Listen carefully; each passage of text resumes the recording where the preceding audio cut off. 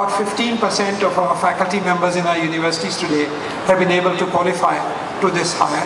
But the most important thing is that the young people within the country, when they are passing out of school and are thinking, what do we do in life? So a large number of them are now opting for careers in education, in research, and this is not confined to science or engineering. You may be interested in social sciences or economics or literature or in medical research or whatever. Opportunities are there for you. The salary of a full professor goes to about 4.5 lakhs a month. The tax structure has been reduced from 35% to only about 5%. So this becomes equal to about 6 lakhs of rupees a month, which is excellent by any standards. And this is then regularly increased, taking into account the inflation.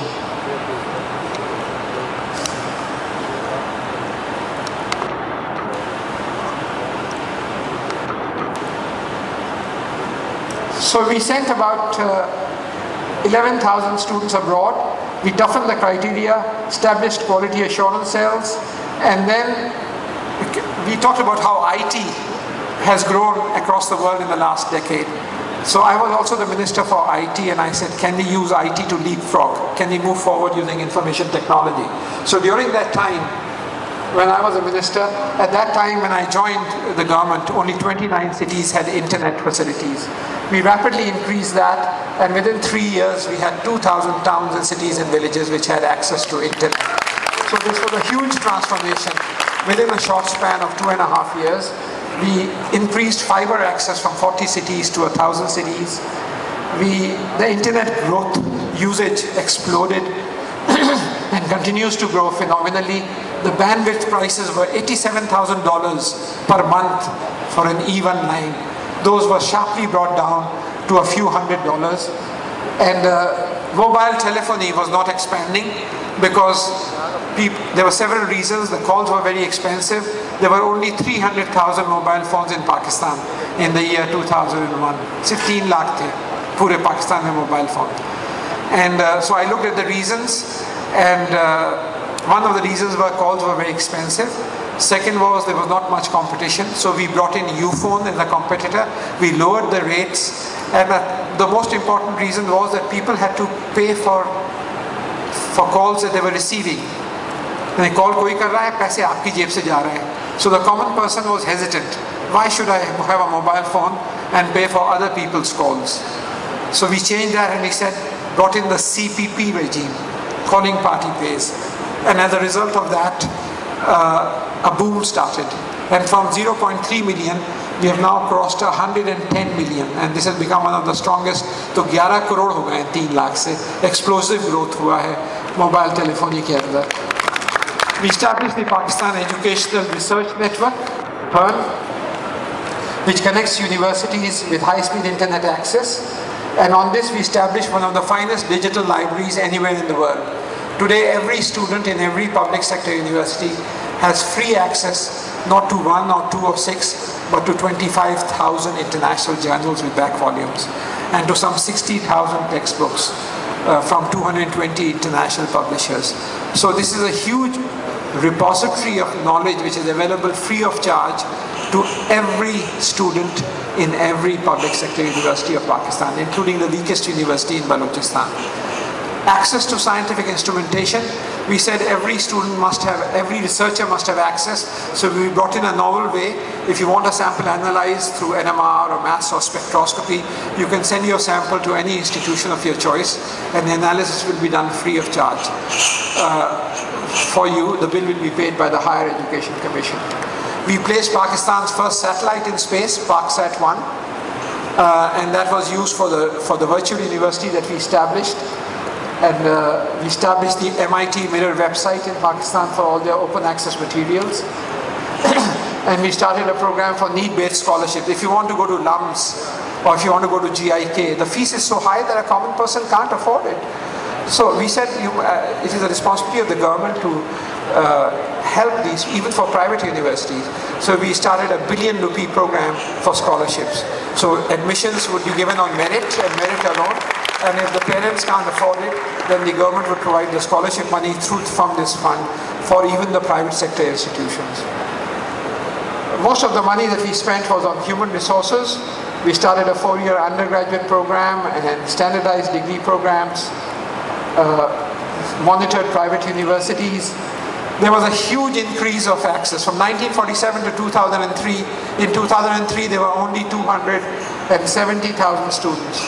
Within the next 7 years, this increased to 810,000 students, more than double the number of students in our universities. Similarly, the number of universities more than doubled from 59 in 2000 to 137 in 2011. And I won't go through this data. This is the men and women enrolled. The green are the men and the red are the women. So the female gender enrollment increased sharply, and it is now about the same as men enrollment. There's just 3 or 4 difference in our universities. The year-wise PhD output, there was hardly any PhDs coming out from our universities. So in the last 7 years, we produced 3,658 PhDs, which were more than that were produced in the previous 55 years. So enormous increase in PhD, but we linked it to international quality. So we said the assessment of PhD thesis must be done by 2 experts in advanced countries, in the USA or Europe or some other advanced countries. International research publications shot up. We were only publishing 500 or 600 papers per year in international journals in the year 2001. This is actual statistics. You know, this year, well, the year that ended just now, 2011, Pakistan is now at par with India. We published 6,300 papers, and so we are now about the same as India on a per million population basis. And this year, inshallah, by the end of December this year, we'll be ahead of India by about 15 or 20%.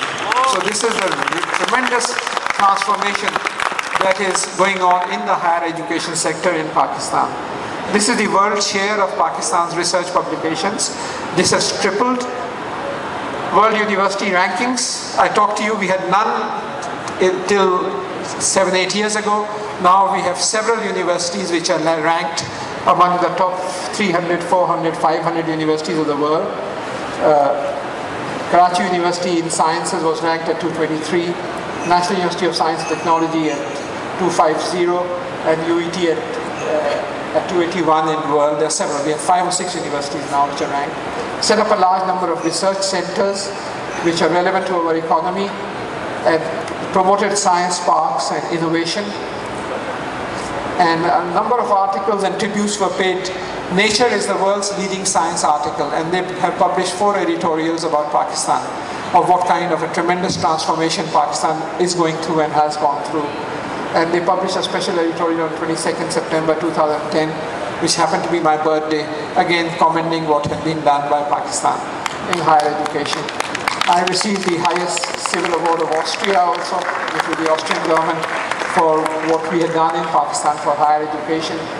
And TWAS, which is the Academy of Sciences of the Developing World, also gave its highest prize to us.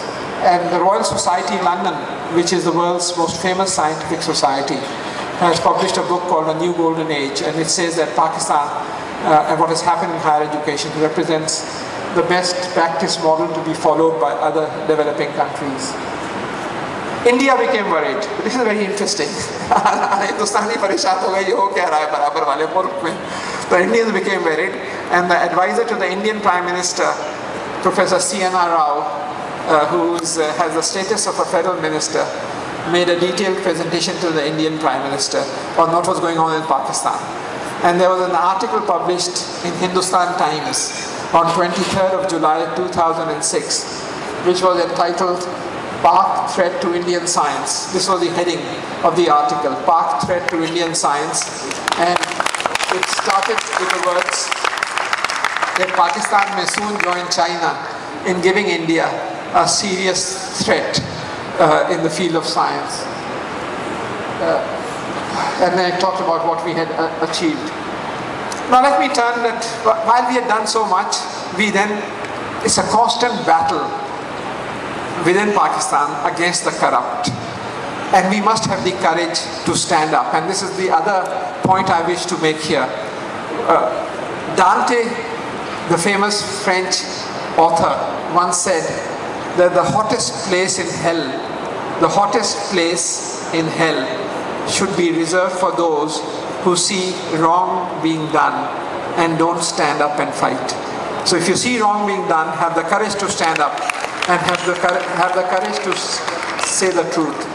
So I will give you an incident of what happened. All these fantastic things were going on in Pakistan, but Higher Education Commission had found that some of our politicians, some of our members of National Assembly had forged degrees. 51 were found to have forged degrees, and another 250 degrees were suspect, and they refused to submit their papers. So the government of Pakistan decided to shred Higher Education Commission into pieces and distribute the pieces into provinces, and then give one piece to another secretary in the federal government. This was against the law, in my opinion. But the notification was already issued, so it was done. And people said it can't be undone. So I talked to Dr. Samar Mubarakman, who's a good friend, and he said it's too late now, you can't do anything. I talked to Dr. A.Q. Khan, who's also a good friend, and he said, well, I'm prepared to help you in any way that you want. And so he very kindly wrote an article also in the newspapers. But I decided, I happen to be the president of the Pakistan Academy of Sciences. So on that platform, I held press conferences in different cities across the country. And then I decided to go to the Supreme Court myself, because I said, we must stand up and fight if something is going wrong. And I appealed to the Supreme Court that what the government of Pakistan has done is against our constitution. Higher Education Commission cannot be devolved, as it is not a part of the Ministry of Education. And as a result, the Supreme Court upheld my appeal, cancelled the decision of the government to fragment the Higher Education Commission.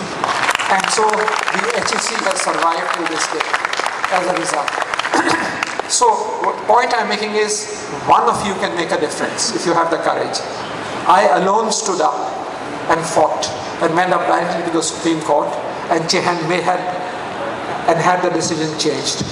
But you must have the courage to stand up and fight in life. Well, I'm coming to the end of my presentation. We have another fight at hand. The government has now moved another bill, and said that this Higher Education Commission should come under the Ministry of Professional and Technical Training. And so let us see what the implications are, but I may have to go to the Supreme Court again. The investment that we have made is now beginning to pay back. 12 of the students we had sent abroad, when they came back, they formed a company. It's called CARE, C-A-R-E, in Islamabad.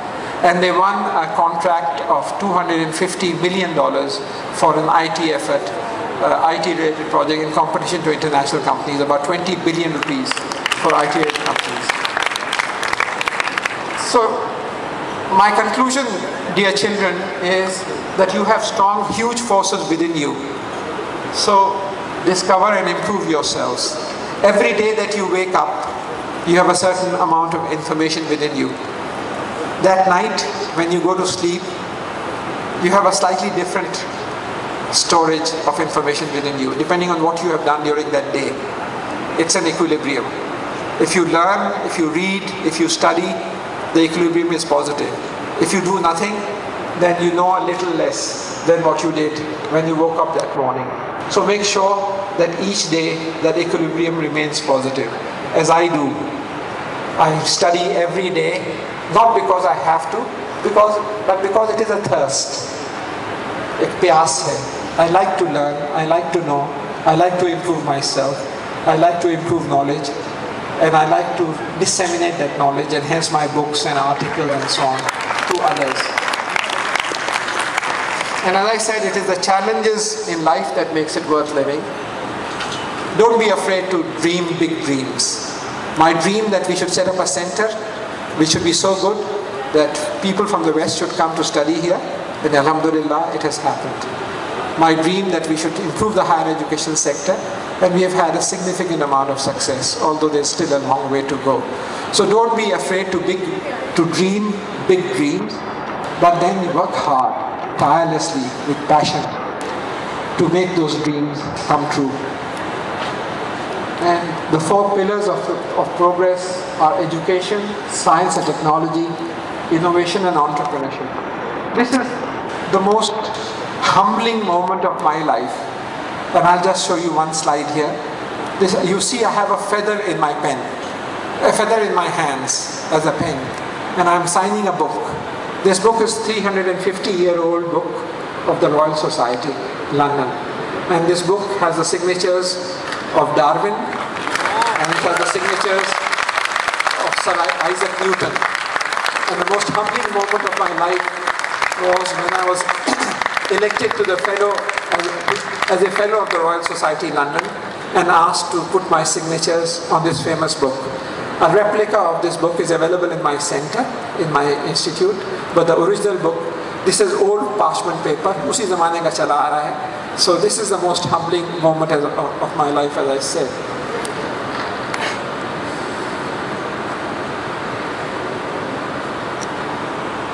So the impact of all this has been that the IT exports, which were $30 million, are now almost $1 billion today. So a huge increase in the last 10 years. Mobile telephony has grown from 0.3 million to 110 million. Hundreds of thousands of new jobs being created. New companies are being formed by the people who are returning, and there has been a transformation of higher education sector. So hence, we have had some impact on transitioning to a knowledge economy, because a knowledge economy involves knowledge workers. Our government must realize that the real wealth of Pakistan lies in you, and it is only through unleashing your creative potential that we can move forward. Thank you very much. I'd be happy to try answer any questions if any of you have questions. Mic runners.